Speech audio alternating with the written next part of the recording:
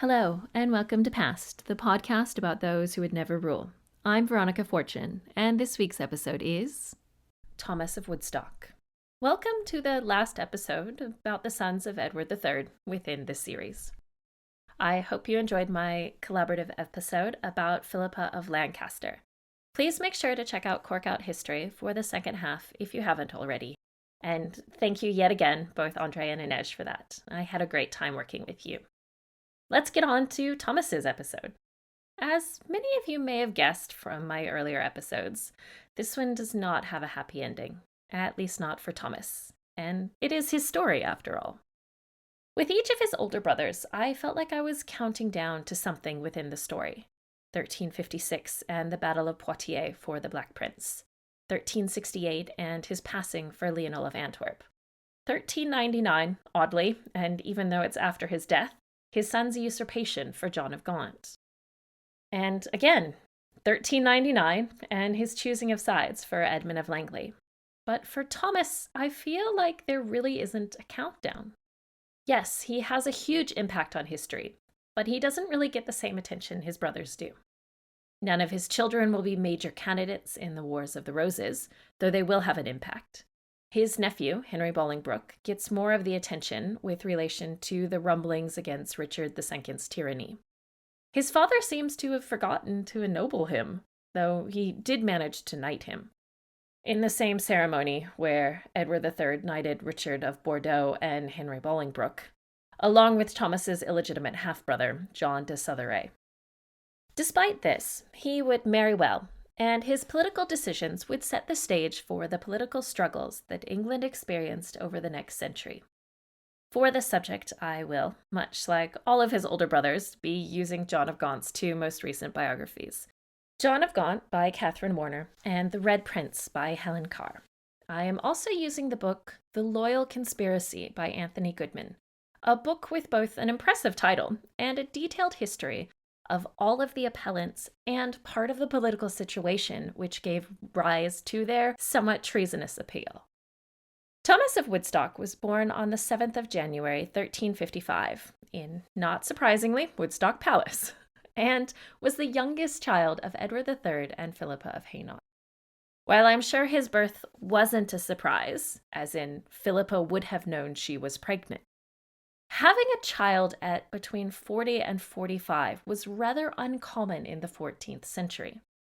While it's more common now for pregnancies at that age, it usually comes with recommendations of additional medical care and assistance. Doing so in the 14th century sounds terrifying. Thomas's closest surviving sibling in age was his sister Margaret of Windsor, who was born in July of 1346. Making her 8.5 years older than her baby brother. Edmund of Langley, the brother he was closest to in age, was 14.5 years older than him. His oldest brother, the Black Prince, actually had an illegitimate son, Roger Clarendon, who was at least 2 years older than Thomas. What I'm trying to emphasize is that Thomas was not just the baby of the family. He was in a different generation than almost all of his siblings, but especially all of his brothers. It means he didn't get to grow up with any of them. He wouldn't have had the same loyalty to the Black Prince as his older brothers. He would have spent almost no time with Lionel of Antwerp, who was in Ireland for most of Thomas's life, before dying when Thomas was only 13. His mother, Philippa of Hainaut, would die a year later, when Thomas was 14. The difference between his upbringing and that of his brothers would have been stark. Unlike Lionel and Edmund, I can't just reread John's biography to find out what his childhood was like. It appears that while Edward III forgot to ennoble his youngest child, he did decide to marry him well. In 1374, when he was 19, Thomas married Eleanor de Bohun, who was 13. Don't worry, their marriage wouldn't be consummated for a few years, thankfully. This marriage was lucky for Thomas, as we saw with his older brothers, John of Gaunt and Edmund of Langley. Who one married could have a great impact on one's ability to garner influence. Marrying a wealthy heiress is the easiest way for a king to advance one son at no cost to his oldest son and heir. Unlike Langley, Thomas married wealthy. Oddly, his marriage looked similar to Gaunt's first marriage. His wife Eleanor was the older daughter of a wealthy landholder, Humphrey de Bohun, the 7th Earl of Hereford, who had no sons. Eleanor had one younger sister, Mary. Thomas and Eleanor seemed to be hoping she would join a religious order. Had Mary done that, the entire non-entailed de Bohun inheritance would have gone to Eleanor. But Mary did not choose to join a religious order. Spoilers. Instead, in 1380, while Thomas was out of the country, Mary was married to Henry Bolingbroke. This was one of the many things that would drive a wedge between Thomas and Gaunt. But I'm getting a little ahead of myself. Just know that unlike Langley, Thomas received a great deal of wealth through his wife, though not as much as Gaunt received through his first wife, partially thanks to Gaunt's own machinations. Obviously, between his marriage and the marriage of his younger sister-in-law, something big happened in Thomas's life. In 1377, not long after he was knighted, his father, Edward III, passed away at the age of 64. Thomas was 22. His father had arranged a great marriage for him, but didn't seem to do much else. I imagine it would have been painful not to have been ennobled when his young nephew, Richard of Bordeaux, had been given all of the Black Prince's titles, and his other young nephew, Henry Bolingbroke, was able to use the courtesy titles that belonged to John of Gaunt. With his father's death, Richard of Bordeaux became Richard II, and Thomas was still Prince Thomas or Sir Thomas, son of the late king. Luckily for Thomas, his nephew seemed to have been advised that ennobling his uncle would be a good idea. Thomas was created the Earl of Buckingham later in 1377. Thomas would travel to the continent in 1380 in an attempt to assist John of Gaunt in Brittany. But because the channel was a bit of a mess with all the various factions involved, he and his 5,000 plus men were ferried through Calais instead of going directly to Brittany. He would march towards Paris with his men, only to be met by Philip the Bold, Duke of Burgundy. Again, I will not get distracted by the illustrious Burgundians. I will not get distracted by the illustrious Burgundians. As you'll remember from Gaunt and Langley's episodes, the French were doing what they could to avoid pitched battles, and the Burgundians were following the same rules. They were French, after all. Due to this avoidance, Thomas was able to go on his own little chevauchée. He was also helped by the death of Charles V in September of 1380. Much like Richard II becoming king at only 10, Charles V was succeeded by his 12-year-old son, Charles VI. This hurt French defensive plans. Thomas laid siege to Nantes in November of that year, but was unable to break the city or hold position, and reinforcements were not sent from England. Plus that whole dysentery thing that seemed to hit every army during a siege throughout, well, all of history. He also had no reason to continue to Brittany, due to the duchy reaching an agreement with the new French king. He returned to England in early 1381. Upon his return, he found out that his sister-in-law Mary had been married to Henry Bolingbroke, as I discussed earlier. A few of you may already know this, but this marriage will have a huge impact on English and French history, and even a bit on Swedish, Norwegian, and Danish history. Thomas, though, was not worried about either his nephew or sister-in-law's happiness nor history. He knew this marriage would mean that he'd need to share his wife's wealth with her sister and that sister's eventual children. From Gaunt's perspective, he was making sure his son would be financially secure and wouldn't have to wait around for an inheritance to become active in military and court life. Remember how much Edmund's lack of funds impacted his military and political prospects. Thomas, on the other hand, might have seen this as his older brother, who already had a lot, taking what he saw as rightfully his. I guess that's what happens when family reunions become matchmaking events. How did Mary feel about this? She was a woman in a time when who you married could make your life. So marrying an earl who was the son of the most powerful duke in the kingdom probably wasn't a bad choice. Her sister Eleanor apparently wasn't too pleased, since she didn't want to share funding either. Not long after Thomas's return to England, the Peasants' Revolt would begin. I can't find what Thomas was doing in the early part of the revolt, but he was active in suppressing the revolts and its leaders once the very top leaders had been taken into custody or executed. Thomas would oversee court cases in Essex, one of the areas that the revolt started. He was, of course, supported by a large military force. He would also assist with the suppression in Gloucester. At least 31 people were executed under his judicial supervision. Over the next 7 years, Thomas and his wife Eleanor would have 5 children. Humphrey in 1381 or 82, Anne in 1383, Joan in 1384, Isabel in 1385 or 86, and Philippa in 1388. I wish they did do better record keeping. Philippa died young. Yes, I am surprised by the lack of Edwards. If anyone knows why, let me know. But it's interesting that the names of Eleanor's parents, Joan and Humphrey, were used. Edward III's other 3 sons, who had sons, all used his name, while not all of those Edwards survived, of course. Thomas would finally be elevated to a dukedom in 1385, the Duke of Aumale and the Duke of Gloucester. These are 2 separate dukedoms. His elevation occurred at the same time as his brother Edmund, who was created the Duke of York then. Despite his elevation, which he would have the young King Richard II to thank for, Thomas didn't feel the kingdom was being run in the best way possible. This is where I get to the meat of Thomas's story, the Lord's Appellant. I know it's come up a few times in other episodes, but it is Thomas's story more than any of his brothers.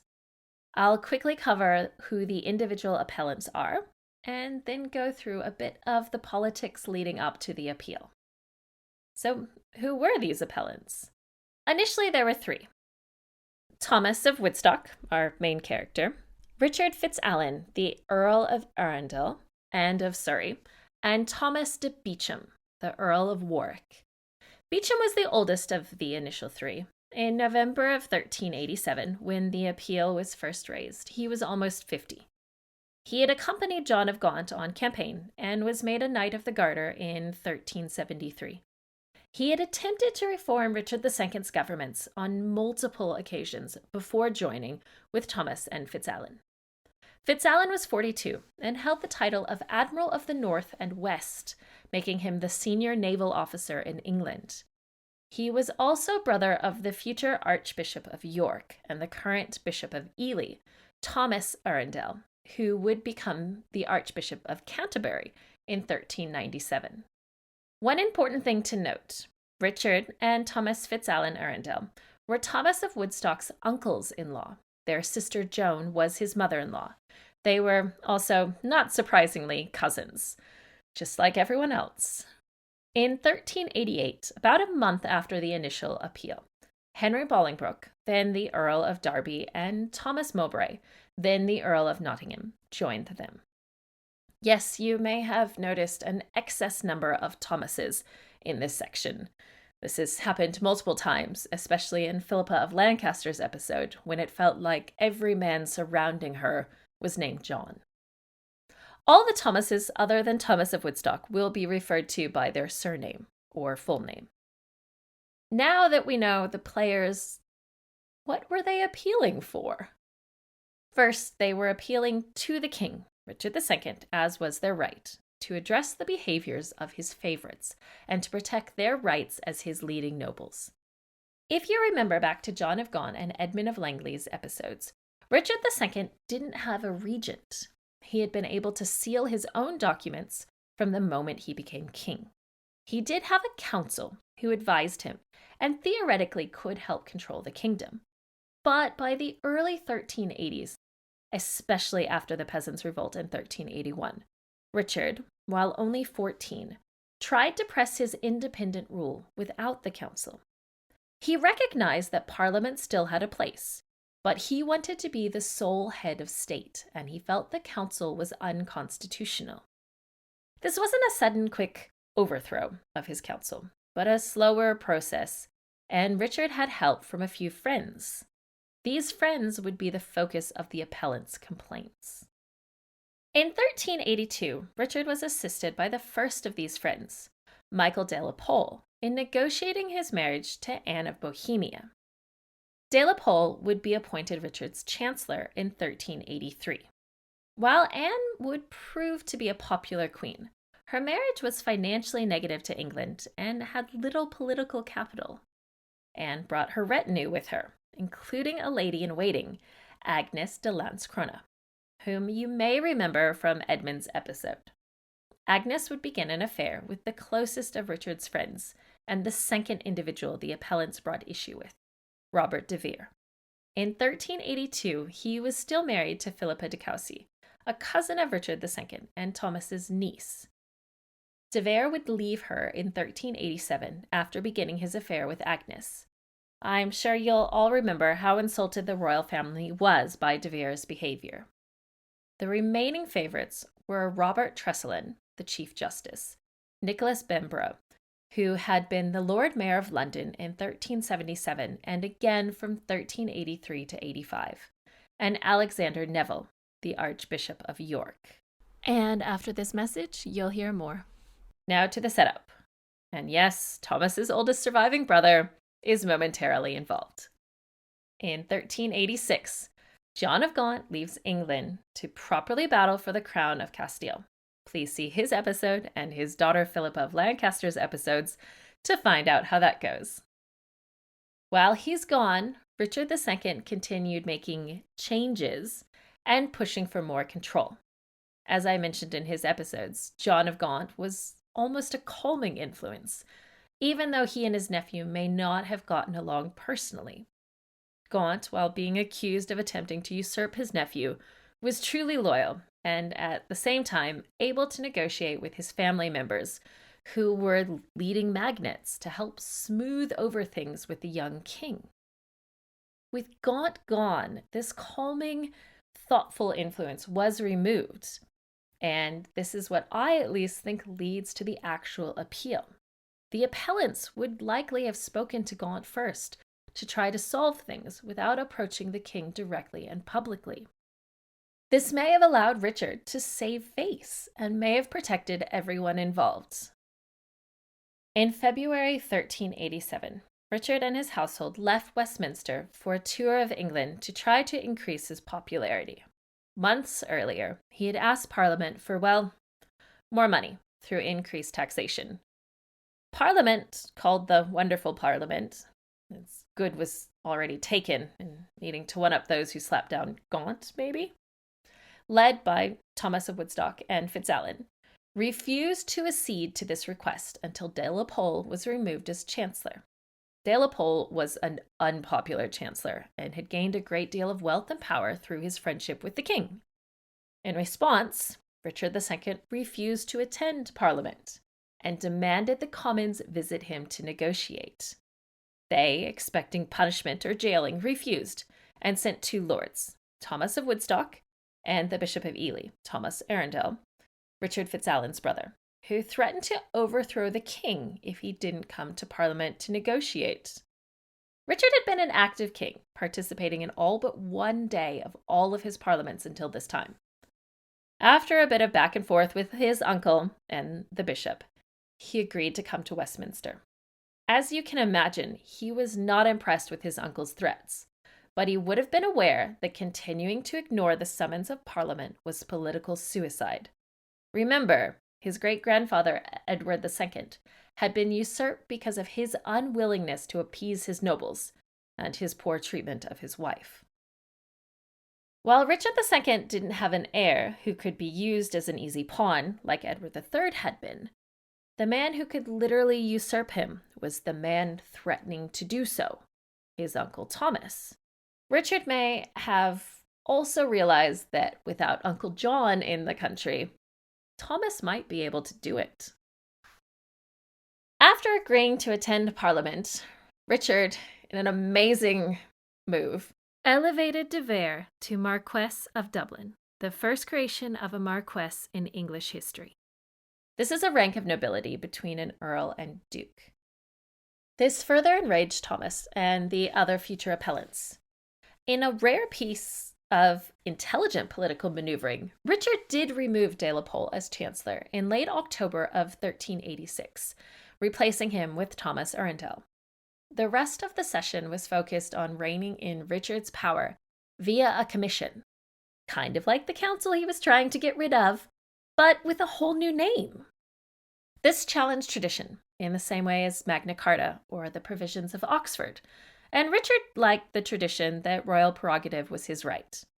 Richard stated after Parliament was dissolved in November that he would basically ignore the commission, much like his grandfather Edward III ignored the changes the good Parliament made that he didn't like. During his progress through England from February to November 1387, Richard started trying to undo the magnificent Parliament's actions. He appointed de Vere Justice of Chester and got a legal ruling from the Chief Justice Robert Tresselen that legally overturned much of what Parliament had achieved and declared it unconstitutional. Richard probably thought things were going well, until he returned to London. Upon the king's return, Thomas of Woodstock and his compatriots acted. Thomas, Fitzalan, and Beauchamp appealed to the king, accusing his favorites of treason. The king was not pleased, but didn't have the political capital to oppose these three leading lords, especially when they were joined a month later by Henry Bolingbroke and Thomas Mowbray. They wanted Richard's favorites impeached, and in a few cases, they asked for executions. These favorites were charged with treason between the 14th and 17th of November 1387. Not surprisingly, the accused fled, since their previous protector, the king, didn't appear able to protect them. Robert de Vere led Richard's troops at the Battle of Radcot Bridge on the 19th of December 1387 against Henry Bolingbroke. This was the battle that put the appellants in the lead, and Richard stuck agreeing to their demands. De Vere suffered 3 casualties, Bolingbroke none, but de Vere lost. He fled, leaving Richard II's forces without a leader. The next parliament, the Merciless Parliament, they were getting better at these names, ran from early February to June of 1388. It found all 5 of the king's favorites guilty, plus a few others, and ordered them arrested and or executed. Sir Robert Tresselen was captured on the 19th of February 1388 in Westminster in sanctuary, dragged out and executed, having been found guilty in absentia months earlier.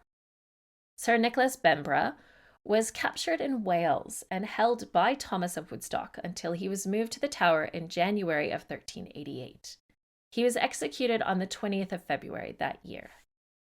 Alexander Neville was stripped of his bishopric and fled, requesting assistance from Pope Urban. He was offered the bishopric of St. Andrews, but the Scots refused to recognize this appointment due to not recognizing Pope Urban in Rome. Remember that whole Avignon thing.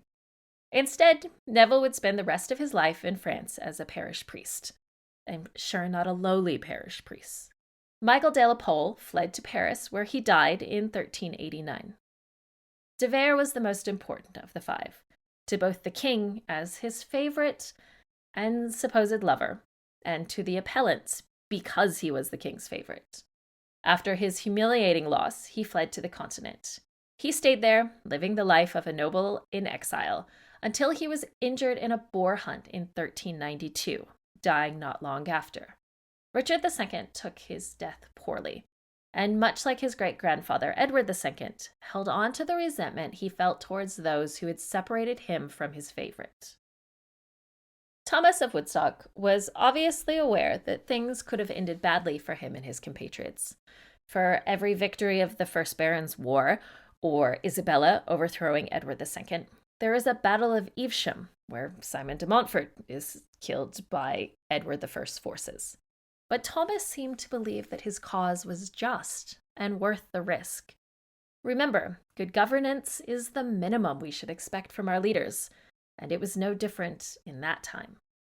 John of Gaunt returned from Spain in 1389, and as we know from his episode, helped Richard II begin to rule a bit more properly, and possibly fairly, or at least even-handedly. Though don't forget, Gaunt would be out of the country at various times between 1389 and his death less than 10 years later, which means there were times Richard was unchecked. Also, Gaunt was loyal to Richard, and we've already seen it at his son's expense. So, what happened to Thomas and the other appellants after the merciless Parliament? In general, Thomas participated in English politics, but as his brother Gaunt aged and Richard obtained more control, the king began to seemingly make plans to do away with the appellants. There was a lull in fighting on the continent at this time. Richard II was distracted in 1394 when his wife Anne of Bohemia died at 28 of the plague. With no wars to fight and a treaty with France through his second marriage to Isabella of Valois, Richard II had a chance to likely plan his revenge against the appellants. You'll remember what happened to Henry Bolingbroke from John of Gaunt's episode. Bolingbroke did travel around Europe and into the Holy Land from 1390 to 1393.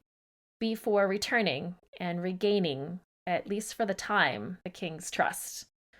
Richard FitzAlan would marry, as his second wife, Philippa Mortimer, Leonel of Antwerp's granddaughter in 1385, making him even more related to everyone. In 1394, he would anger Richard II by showing up late to Anne of Bohemia's funeral. Richard actually hit him hard enough to draw blood, then pretended to make up and be friends again until July of 1397, when the king had him tried and attainted for treason. He was executed on the 21st of September, 1397. Thomas Beauchamp would survive Richard's reign and support Henry Bolingbroke in his usurpation. He would be restored during Henry's reign to all his previously forfeited titles. The final two appellants, Thomas Mowbray and our main subject, Thomas of Woodstock, are very connected towards the ends of their life. As you may remember, after his aborted duel with Henry Bolingbroke, Mowbray was banished and died in Venice in September of 1399. His banishment was a bit surprising when you learn all he had done for the king in the final years of his life. While in 1387 to 89, he had stood with the other appellants.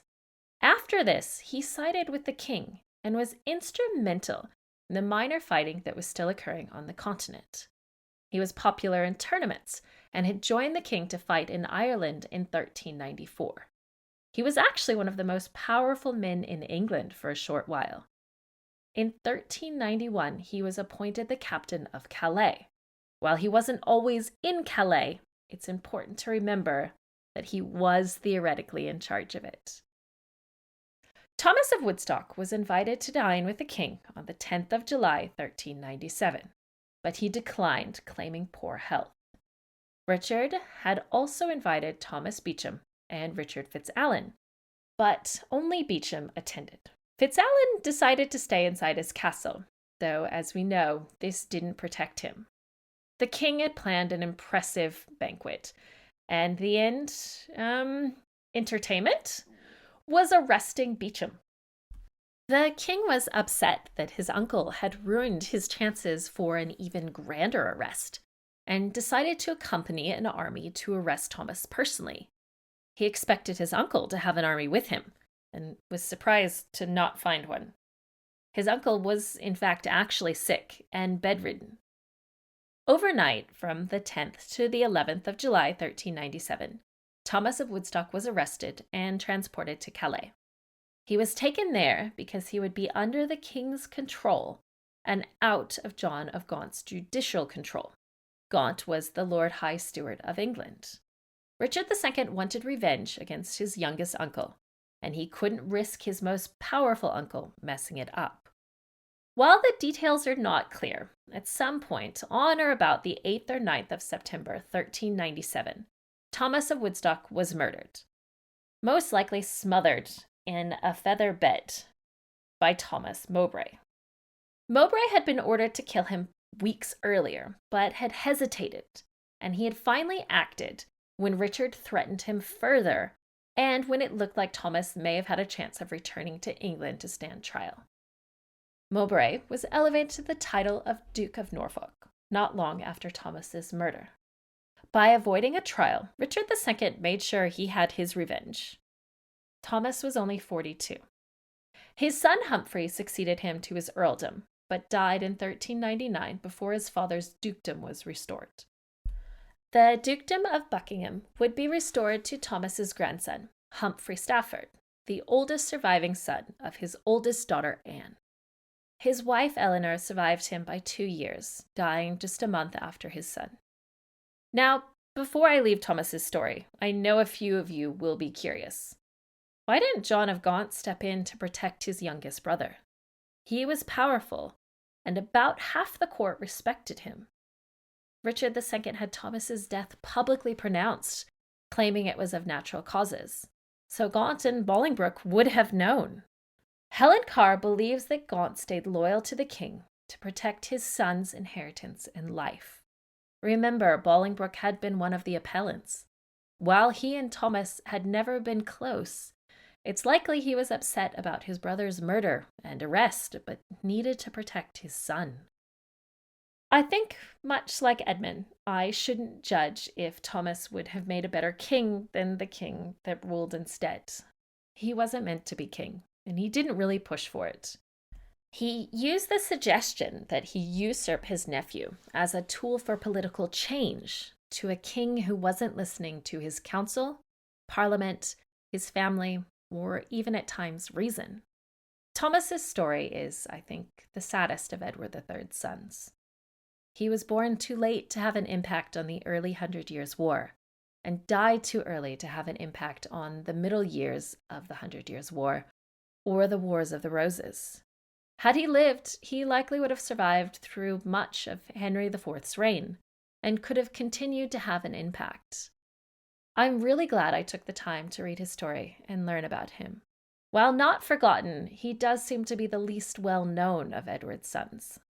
I have a soft spot for those who fight for better governance, so Thomas will probably always be okay in my book.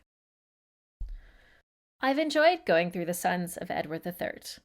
I'm very grateful that I took the time to research each of them. John of Gaunt and the Black Prince do get a lot more attention than the other three, and I feel like educating myself on each of those has been worthwhile. I hope you've enjoyed these episodes. Next week, the claimants who smartly stepped aside for Henry Bolingbroke as he became Henry IV. I would like to thank my newest patron, Monica, and all my patrons, Mark, David, Krista, Ashley, and Carrie. Please join us for early posts of my comics, ad-free episodes, and special episodes coming soon. Patrons, check the feed. Edward III should be up. I hope I'll see you all next week. Thank you for listening to Past. I can be found on Twitter, Instagram, and Facebook at PastPod. That's PASSEDPOD. Please feel free to email me at pastpod@gmail.com. I have a Patreon that can be found at patreon.com/pastpod.